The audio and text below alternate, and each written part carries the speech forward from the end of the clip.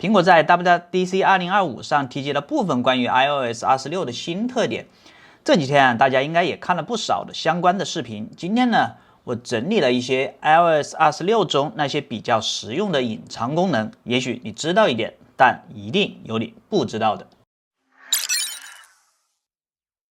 好，我们首先来看看闹钟，这个几乎关乎我们每个人的日常。现在起呢，可以自定义闹钟稍后提醒的时长，可设定从1分钟到15分钟的间隔，尤其方便自己想小睡一会的时候，非常好。在 Safari 浏览器中，点击右下角的3点菜单是可以呼出2级菜单的，对标签内容做处理，比如添加到便签文件夹。这里其实完全可以快速的点击2次，无需等窗口弹出，快速操作。好，我们再来看看截图。Apple 在 iOS 26的系统中强化了截图操作，把 Apple Intelligence 功能集成了进来。屏幕感知允许用户截屏，并使用视觉智能识别屏幕的内容，通过 ChatGPT 获取更多的信息。你可以对当前的截图发起提问，会通过 ChatGPT 处理你的请求。它会知道你问的就是你当前看的内容，比如进行内容简读，或者直接采用摘要，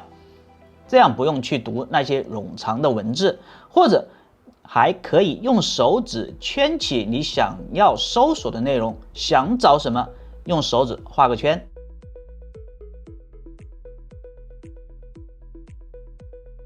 现在起，当你在控制中心选择音频输出源的时候，比如 AirPods、iPhone 扬声器或者是蓝牙设备的时候呢，可以直接在弹出的输出源列表里面调节音量，无需返回控制中心的主滑块。这是一项隐藏优化。在全新的 iOS 26中，苹果对通话和电话 App 也做了很多的改进，新增了通话助理，可以过滤未知电话什么的。在通话记录页面右上角启用已接听、未接来电、语音信箱和垃圾来电过滤器，方便我们快速筛选。另外呢，也可以点击联系人头像，查看完整的通话历史记录。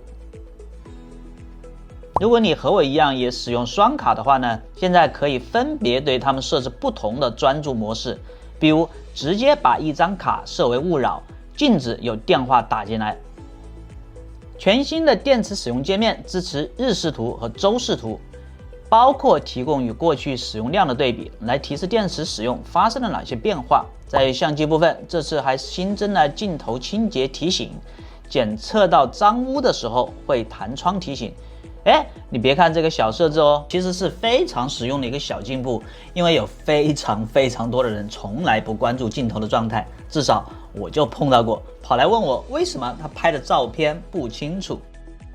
另外，构图里面的相机 UI 指示器可以在这里设置是否显示这些 UI 元素，我都打开了，方便我日常拍照。另外，还有一些 App 的细节也有变化，照片恢复标签的分栏，重新将图库和精选分开显示，照片中自动识别重要的关键信息，比如航班或者带有日期时间的信息，可以直接添加到日历。再来看看备忘录，现在录音可自动转录为文字笔记，方便记录一些重要的资讯。现在我们来测试一下这个备忘录的录音功能，看它的那个效果到底怎么样，是否清晰。当然，在内容导出的方面，现在也增加了 Markdown 格式。如果你是一位程序员，应该会喜欢它。这些隐藏细节或许不像 AI 新界面那样吸睛，但优化了许多日常流程。希望今天内容可以对你使用 iPhone 有进一步的帮助。我是小鹏，我们下次再见，拜拜。